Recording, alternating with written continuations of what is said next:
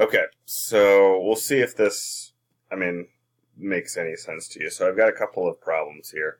Go ahead and copy these bad boys down. I know it's on pink here, but the examples say to simplify, and it's the first one here is the secant of x plus 1 times the secant of x minus 1, all divided by sine squared of x. And the second problem is, again, this is terrible lighting. Maybe I can adjust this. Hope you appreciate my camo pants here. We got the cosine of x over 1 minus sine of x, and that whole fraction minus the sine of x over the cosine of x. Okay, so let's focus on the first one here.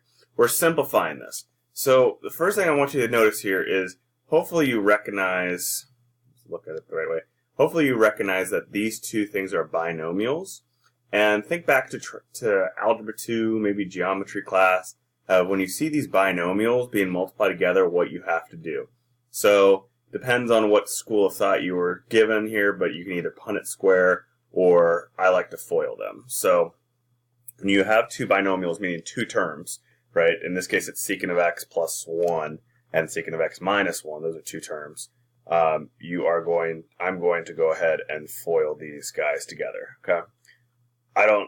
We don't have any idea as to why yet we're going to be doing that, but we're trying to simplify it and maybe things cancel. So, let's see. Secant of x times secant of x, that's the first term. That's the secant of x squared. Okay? Hopefully we see that. Right? So the next thing we do here is we're looking at the secant of x times minus 1, and so that turns into the secant of x with a negative sign on it, right?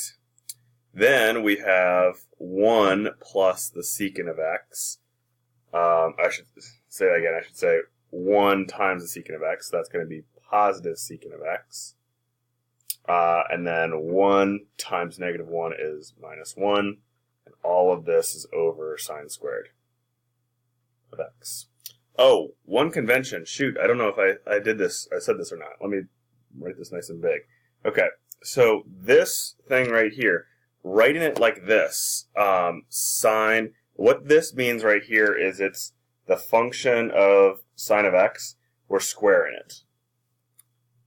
And the reason why we write it like this is we don't want to write these parentheses every single time. And so if we just wrote it like this, we would have a little bit of confusion. Is that the sine of x squared, or is that the sine of x quantity squared? So to avoid that confusion, we write it like this. Sorry I didn't write that before. You're probably confused on that last video. But that's what that means. Okay, so you're basically going to be that this thing means the exact same as that thing. Okay? All right, so back up.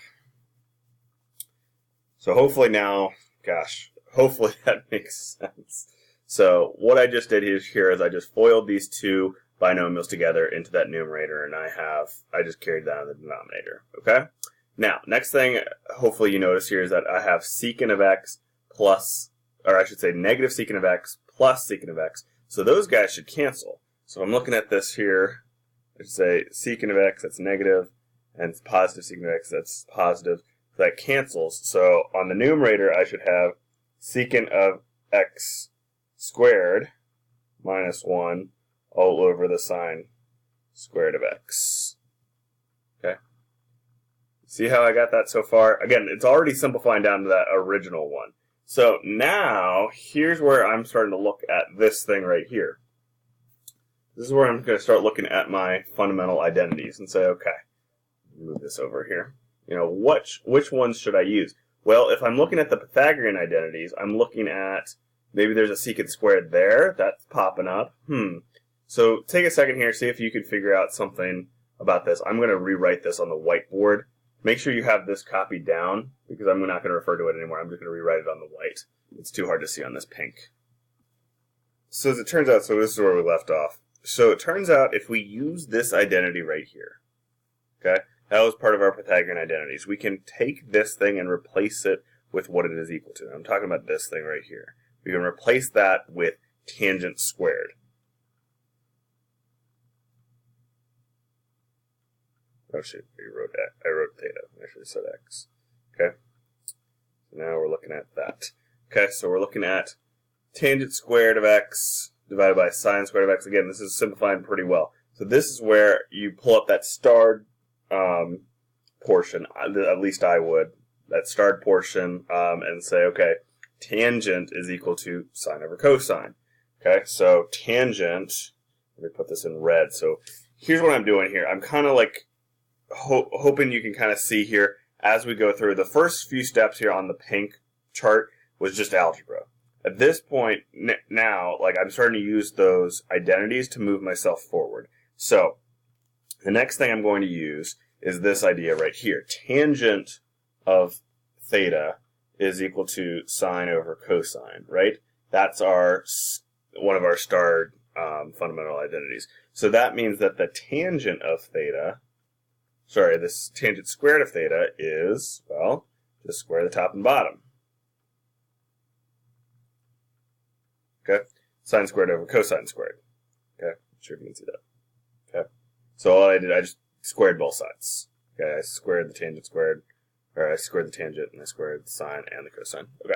So that means I can take this guy now, that tangent squared, and it looks like I'm making it more complicated, but the reason I'm doing this is so that I'm hoping that something cancels. So tangent squared, I'm replacing with sine squared theta over cosine squared theta, all divided by sine squared theta.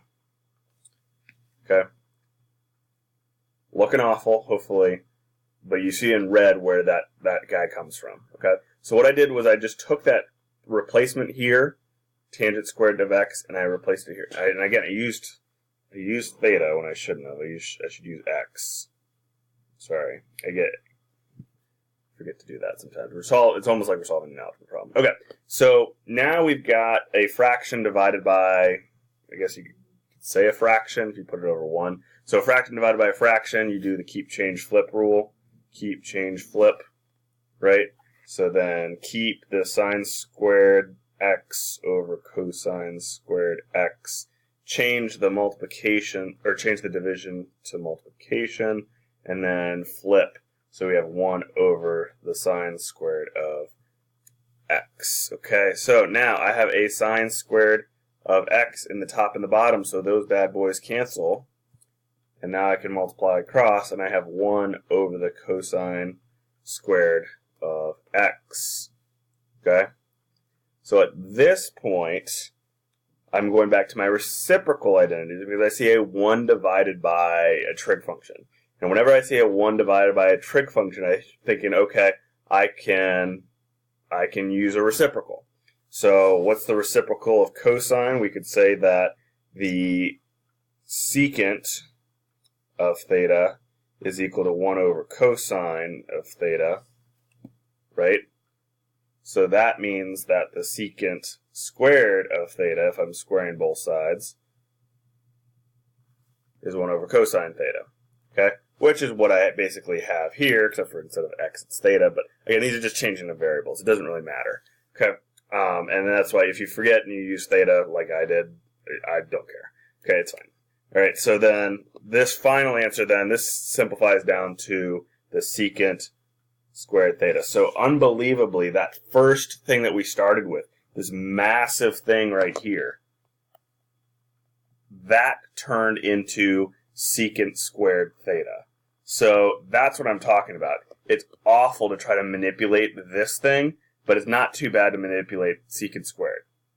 That's the whole point of this process. Okay, so let's take a pause real quick and let's copy down this next one because it's just going to be fairly complicated as well. And a lot of this involves a lot of algebra tricks too.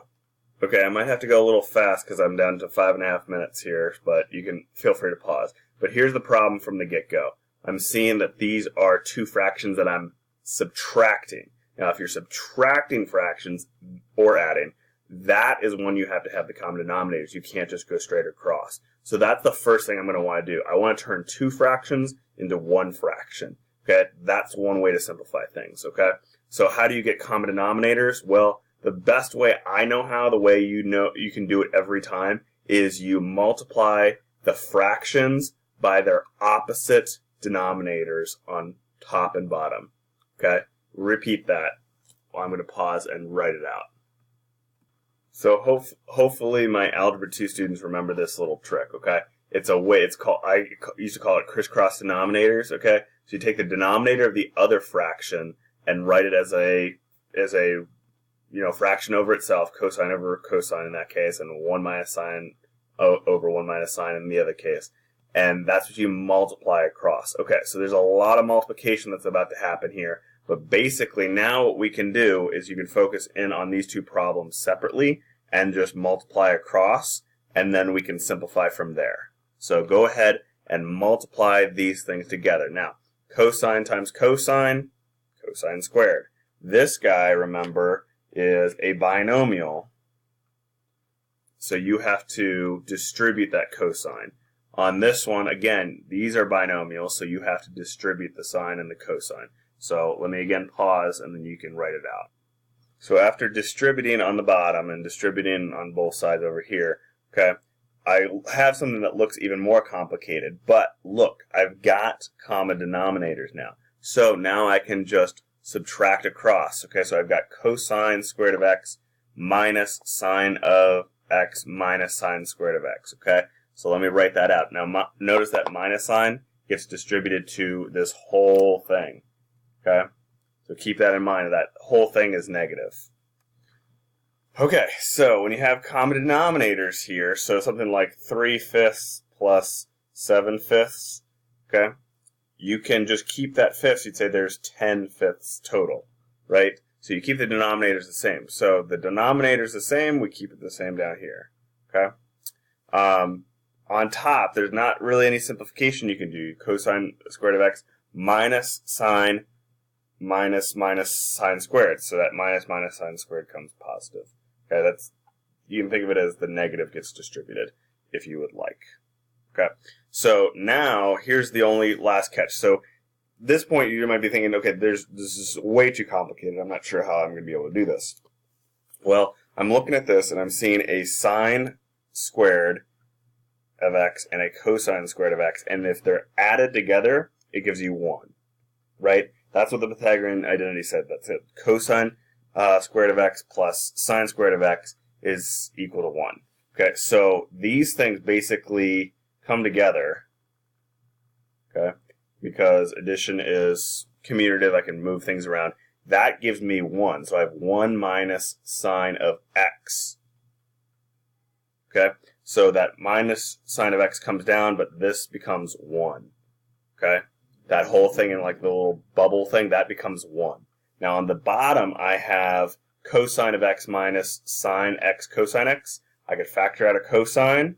That gives me cosine of x times, again, I'm factoring out now. So if I pull out a cosine x, so I have 1 left over there. Pull out a cosine of x, I have a sine of x here. Okay. Now look, now I have a 1 minus cosine, or 1 minus sine and a 1 minus sine. These two cancel, and I'm left with nothing on top, so that's got to be a 1. And then I've got cosine of x on the bottom. That's what's left over here. Okay. So then it's 1 over cosine, and again, go back to your reciprocal identities, and that is going to be secant of x. Okay. So I know this process is super complicated. Okay. Mess around with this stuff. Play around with it. Do some algebra. See what makes sense. Replace things with other things. Again, if this is still confusing after 30 minutes here, take a shot at it. Do it Google Hangouts with me, and I'll help you walk through the problems here. It's going to be better if we make this a communication thing, because obviously I'm going to be missing things without you guys talking to me back and saying, okay, I don't understand this, or how did you get that? I'm going to be missing things, okay? So just shoot me that Google Hangouts when you get stuck. The first couple of problems, it's not too bad, but then it gets harder as you go down the worksheet. Again, only 10 problems this week, no bookwork assignment, just 1 assignment this week, and I'll try to get on those quizzes as well. Looks like I'm at 1440, so I hope to see you soon. Good luck with all of this, okay?